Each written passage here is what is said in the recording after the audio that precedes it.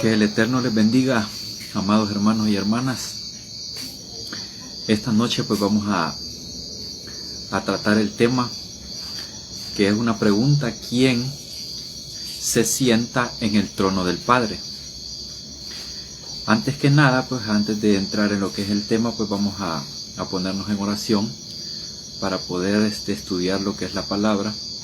Este tema, como dije, pues va a ser un tema muy corto, no va a ser muy extenso. Voy a tratar la manera de tomar lo más importante para que cada uno pues podamos aprender un poco más de lo que realmente el Señor, el Mesías, quiere enseñarnos a cada uno de nosotros. Así que los voy a invitar a que vengamos en oración. Oh bendito Padre que moras en las alturas de los cielos, desde ya te damos gracias, Señor, por la presencia, Señor, por esa presencia tan maravillosa, tan bendita, en la cual pues nosotros nos gozamos y nos llenamos de paz, Señor. Te damos gracias en esta hora, Señor, por este mensaje, por tu palabra también, la cual nos llena de mucho gozo, de mucha alegría, de mucha esperanza. Te pedimos, Señor, en esta hora que seas tú quien dirija de principio a fin Señor, este tema, para que quede grabado, Señor, en los corazones de aquellos que puedan escucharlo, ya sea en vivo, Señor, o a través de YouTube, Señor. Gracias te doy en el nombre de Jesús. Amén y amén. Bueno, a lo largo de la historia, pues como ustedes saben, han habido muchas personas que siempre han querido convertirse en reyes y siempre han querido estar por encima de las personas. Incluso en las historias bíblicas, si nosotros pues nos ponemos a leer en el Antiguo Testamento, encontramos que el pueblo de Israel incluso pide un rey físico que le gobierne. En este caso pues piden este rey al profeta Samuel para que este rey gobierne sobre ellos, y pasan por alto de que el rey de reyes que estaba sobre ellos, que era el Señor, era el que estaba gobernando sobre todos ellos, y prácticamente ya no quisieron que él le gobernara, sino que querían a un rey así como las demás naciones. Incluso el Señor no está de acuerdo con eso, pero Él los entrega a sus deseos.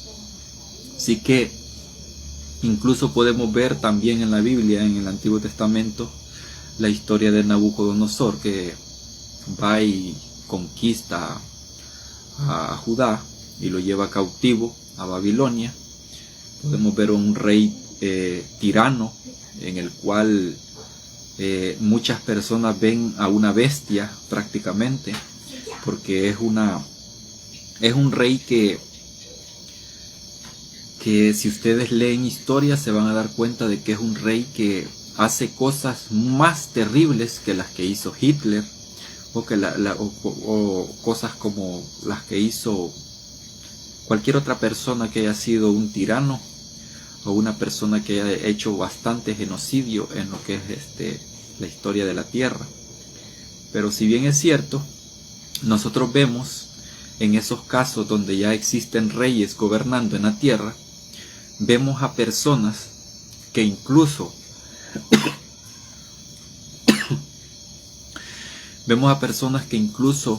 siendo llevadas cautivos a esos lugares, vemos a personas respetando a esos reyes, vemos a personas que no les importa que les haya privado de libertad y que también les haya privado de su familia. Incluso vemos al jefe de los eunucos, en este caso en la historia de Daniel, en el libro de Daniel, vemos que hay eunucos que no solamente este jefe es eunuco, sino que todas las personas que están a cargo de él son eunucos. Por eso es el jefe de los eunucos. Un eunuco es aquel que es privado de su miembro viril para pues ya no poder tener relaciones ni nada de eso, sino que simplemente se convierte, o más bien lo hacen así para como un símbolo de humillación. En aquel tiempo para eso se utilizaba, y también pues podía hacerlo una persona que se dedicara completamente al Señor y así pues evadir lo que es el matrimonio con una mujer, ¿verdad? Esto es lo que es un eunuco, pero incluso bajo una pena o bajo un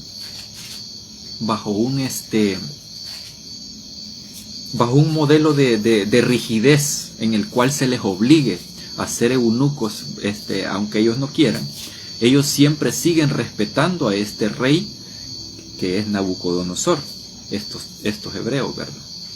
Y a mí me llama la atención porque las personas que se sientan en el trono prácticamente son personas a veces egocéntricas, orgullosas, personas que buscan prácticamente que se les alabe. En este caso Nabucodonosor eso es lo que buscaba. Al final pues Dios incluso lo usa y le muestra en sueños las cosas que habían de acontecer, y pues ¿quién dice que el Señor no puede utilizar a un pagano para mostrarle las cosas que habían de acontecer sobre la tierra? Hay otra cosa interesante con respecto a quienes gobiernan la tierra. El aspecto de carácter, y de eso es lo que quiero tratar de llevar una relación en este tema. El aspecto de carácter, o sea, llevarlos a ustedes a pensar quién es el único que puede sentarse en un trono si no es aquel que viene a servir y no ser servido. En este caso, y yéndonos a los tiempos de Jesús, cuando él aún no ha nacido, ustedes se dan cuenta, él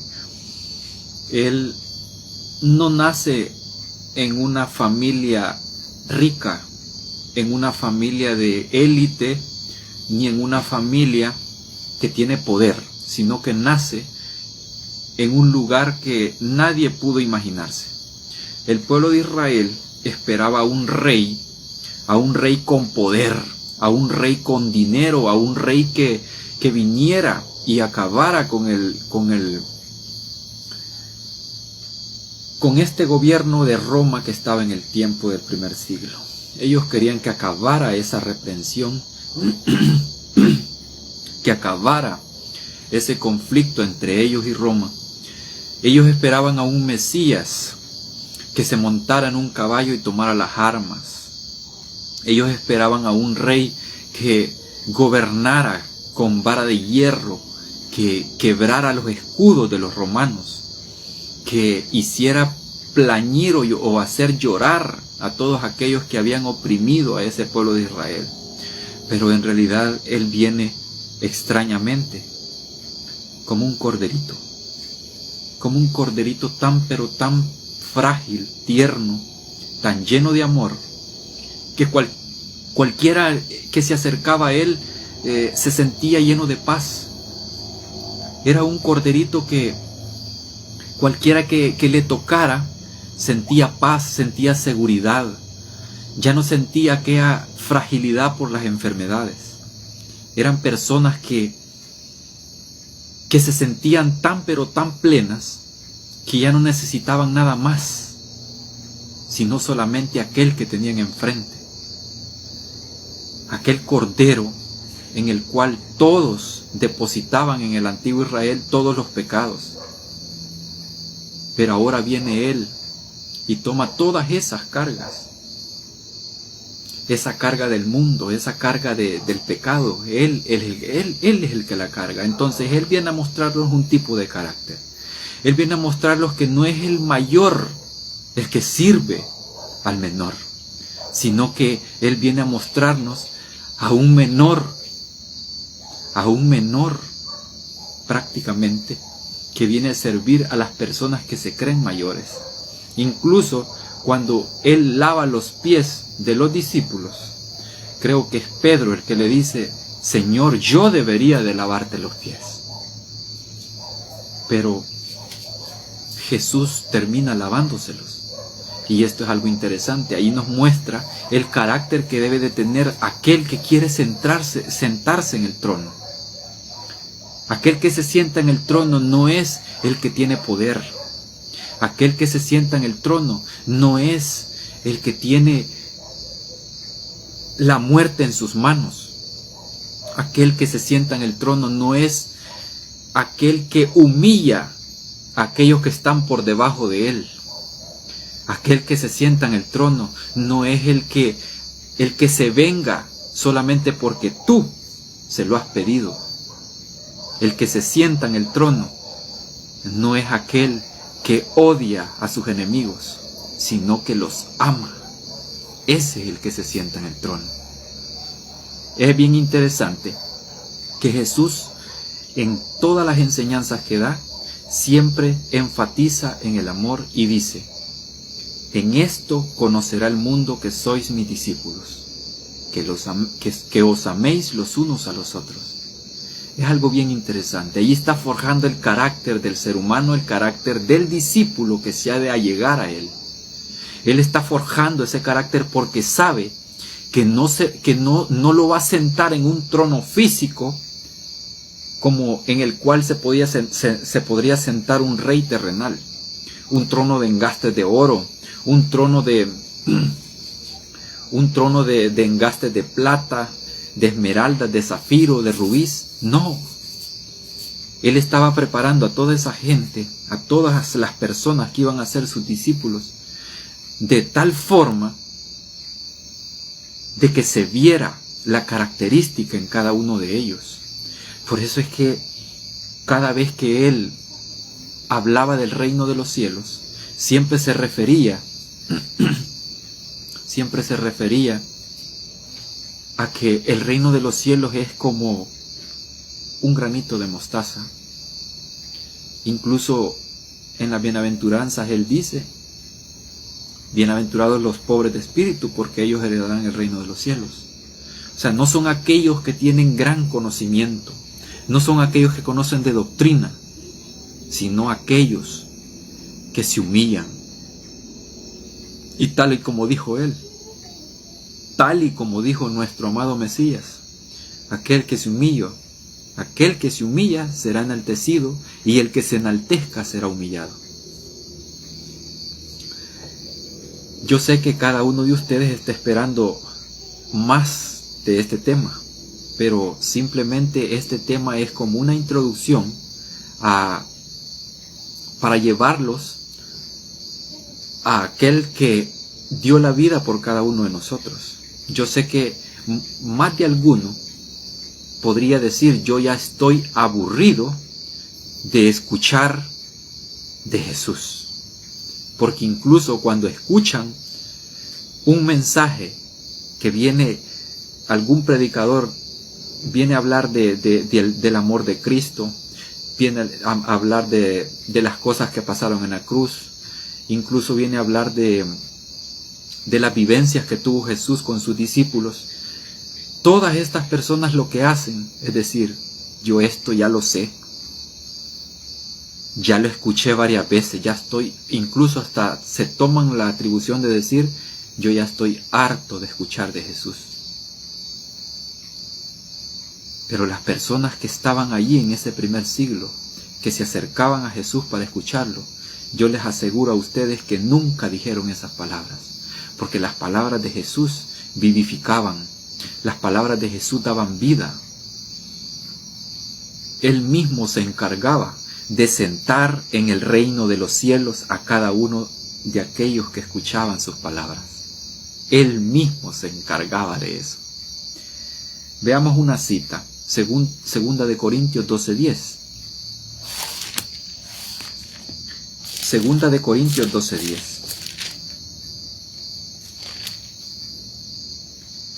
Por eso, por causa de Cristo, me gozo en las debilidades, en afrentas, en necesidades, en persecuciones, en angustias, porque cuando soy débil, entonces soy fuerte.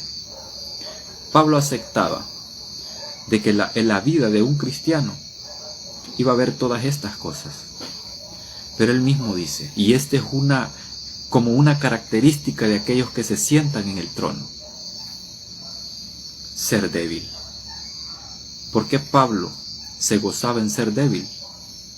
Porque él mismo dice que siendo débil es cuando es fuerte.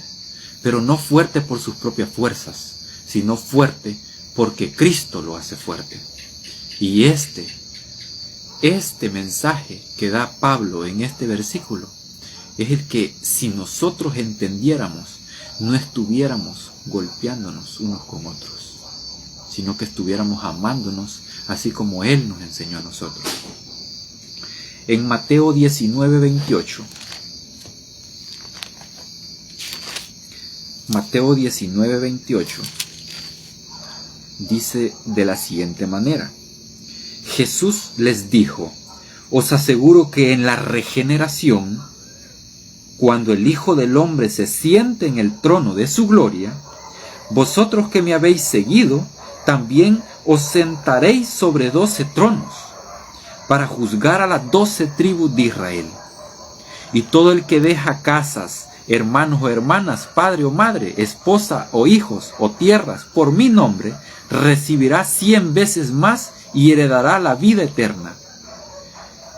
Por eso muchos primeros serán últimos y muchos últimos serán primeros. Esto es algo interesante, porque aquí esto ya pasó. Estos que se sientan en 12 tronos para juzgar a las tribus de Israel son los 12 discípulos. Esto ya sucedió. Pero es bien hermoso que el propio Mesías les haya dicho todo esto a los discípulos como promesa, para enseñarles de que ellos se iban a sentar no en un trono físico como cualquier rey de esta tierra, sino que la misma palabra les da autoridad a ellos. ¿Para qué? No para ir juzgando en sus delitos y pecados a todas aquellas naciones, aquellas 12 tribus, sino para enseñarles a decir: bendito el que viene en el nombre del Señor. A eso es que iban todas estas personas, estos 12 discípulos que murieron, muchos aserrados, otros crucificados, otros que les cortaron la cabeza, pero incluso así cumplieron con lo que el Señor les dijo. Esto es algo hermoso, porque cada uno de nosotros está llamado a sentarse también en ese trono. No para juzgar a las personas que no creen como nosotros creemos, sino para enseñarles a decir: bendito el que viene en el nombre del Señor.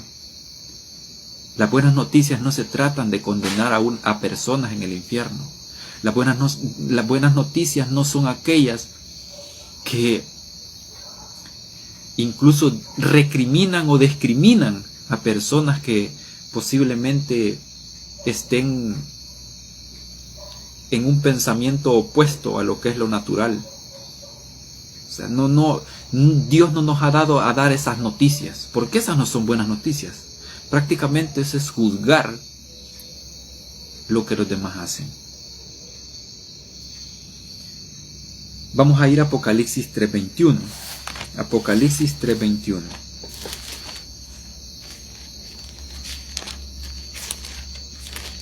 Apocalipsis 3:21 dice de la siguiente manera: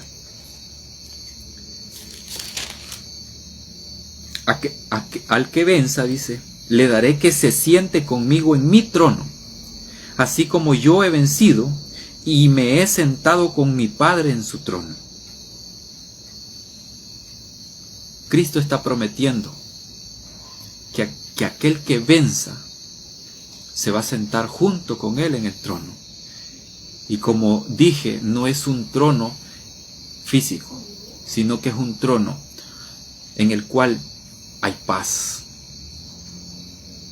En un trono donde ya no hay enfermedad, no hay muerte. ¿Podemos vivir desde eso? ¿Podemos vivir desde ya todo eso? Sí que podemos. Pero solamente está en nuestra conciencia, en sentirnos limpios. No por nuestros propios méritos, no por nuestras propias obras, sino por el amor, por la bondad que tiene Él para nosotros. Eso es lo que nos vuelve limpios a nosotros. No son nuestras obras. En Efesios 2 hay algo interesante también con respecto a tronos. Efesios 2. Este es el penúltimo versículo que voy a tocar esta noche. Espero pues que hayan estado desde el principio para que puedan entender de qué se venía tratando. Si no pueden, pues pueden volverlo a ver en diferido para que estudiemos juntos. Efesios capítulo 2, versículos del 4 al 7. Y dice de la siguiente manera: pero Dios, que es rico en misericordia por su gran amor con que nos amó, aun cuando estábamos muertos en pecados, nos dio vida junto con Cristo. Por gracia habéis sido salvados. Y con Él nos resucitó y nos sentó en el cielo con Cristo Jesús, para mostrar en los siglos venideros la abundante riqueza de su gracia y su bondad hacia nosotros en Cristo Jesús. Estos versículos a mí me llenan de satisfacción, me llenan no de esperanza, sino que me siento confiado. ¿Por qué? Porque aunque yo deje de asistir a una iglesia, aunque yo deje de pelear en debates que no tienen ningún sentido, yo sé que Jesús ya me tiene sentado en lugares celestiales. Como dice una canción por ahí, digan lo que digan, Jesús ya me tiene sentado en lugares celestiales. Aquel que se sienta en lugares celestiales, las cosas del mundo ya no le hacen daño. Aunque se esté muriendo de una enfermedad, no importa, pues lo que viene es algo precioso. Si ya lo está viviendo usted, desde ya le digo, siéntase feliz, siéntase alegre, porque Jesús ya lo tiene sentado en lugares celestiales. Jesús ya lo tiene sentado donde Él quiere tenerlo. Eso es precioso. Incluso si seguimos leyendo en esos versículos, desde el versículo 8 en adelante, dice de la siguiente manera: porque por gracia habéis sido salvados por la fe, y esto no proviene de vosotros, sino que es el don de Dios. Si usted pensaba que es su decisión ser salvo, déjeme decirle que es un don de Dios. Es un don que Él pone en su corazón. No es su decisión la que lo salva, sino que es el don que pone Dios en su corazón para que usted sea movido a los pies de Él. En el versículo 9 Él dice: no por obras, para que nadie se gloríe, porque somos hechura suya, creados en Cristo Jesús para buenas obras, que Dios de antemano preparó para que anduviésemos en ellas. ¿Pero cuáles obras? ¿Acaso las que cumplimos marcándola con un chequecito? Esto hice ahora, esto hice ayer, esto voy a hacer mañana. No, hermano. Las obras de las cuales se habla aquí son aquellas que usted hace espontáneamente, sin tan siquiera demostrarle al mundo o de decirle al mundo lo que usted hace. Ya lo hace porque usted sabe que ya está sentado en lugares celestiales.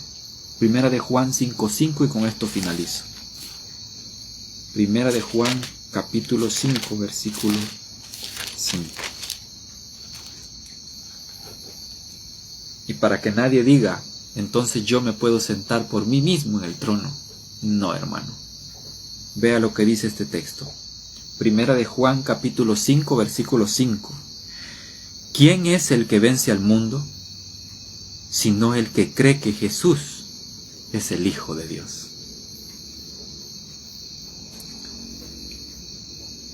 Con esto finalizo, hermano. Yo sé que ha sido corto el tema, ha sido pequeño este tema, pero yo sé que más de alguno de ustedes pues va a tomar algo de acá para poder edificarse y continuar creciendo espiritualmente, y así poder pues conocer un poco más de lo que es las características, el carácter que Jesús tiene, para mostrarnos a nosotros cómo es Dios en realidad. Así que hasta acá llega este tema. Gracias a los que estuvieron presentes.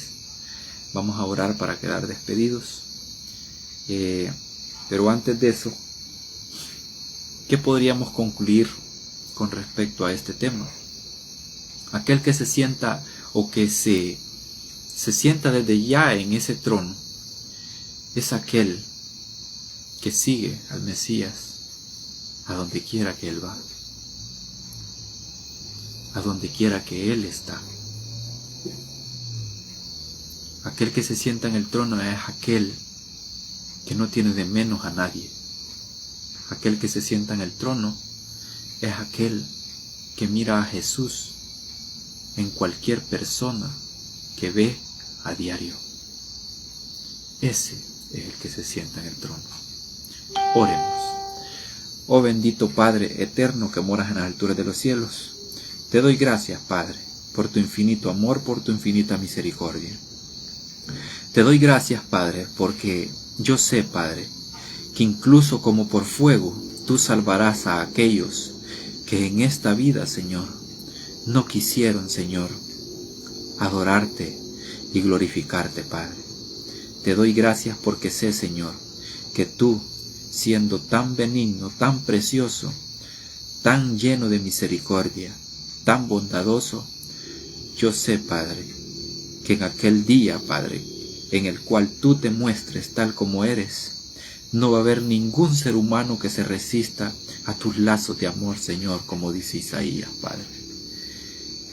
Te doy gracias, Señor, por la paz que nos entregas, aunque este mundo se caiga a pedazos, Padre. En el nombre de Jesús, amén y amén. Muchas bendiciones y que el Eterno les bendiga, amados hermanos y hermanas.